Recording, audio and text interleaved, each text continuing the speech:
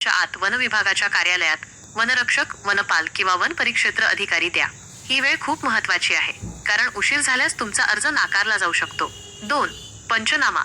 तुम्ही अर्ज दिल्यानंतर वन विभाग, कृषी सहाय्यक आणि तलाठी यांची एक त्रिसदस्यीय समिती तुमच्या शेतीचे नुकसान तपासण्यासाठी पंचनामा करेल. या पंचनाम्यात झालेल्या नुकसानीचा प्रकार, प्रमाण आणि इतर सर्व आवश्यक तपशील नोंदवले जातात. 3. अर्ज दाखल करा. पंचनामा झाल्यानंतर तुम्हाला एक अर्ज भरावा लागतो.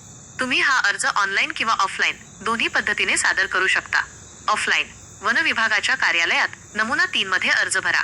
ऑनलाईन, महाराष्ट्र वन विभागाच्या अधिकृत संकेतस्थळावर mahaforest.gov.in ची लिंक जाऊन तुम्ही ऑनलाईन अर्ज करू शकता. आवश्यक कागदपत्रे. अर्ज करताना तुम्हाला काही महत्त्वाची कागदपत्रे जोडावी लागतील. ही कागदपत्रे तयार ठेवा. शेतीचा 7/12/7/12 उतारा.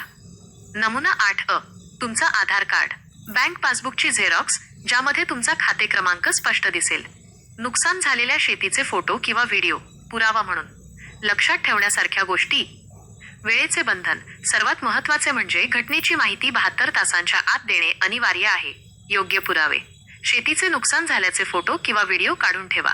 यामुळे पंचनाम्याच्या वेळी मदत होते. पात्रता. नुकसान भरपाई फक्त वन्य प्राण्यांमुळे झालेल्या नुकसानीसाठी मिळते, जसे की रानडुक्कर, हरिण, रानगवा, नीलगाय, माकड किंवा हत्ती. वन जमिनीवर केलेले अतिक्रमण, बेकायदेशीर शिकार किंवा इतर वन कायद्यांचे उल्लंघन केल्यास तुम्ही नुकसान भरपाईसाठी अपात्र ठरतात.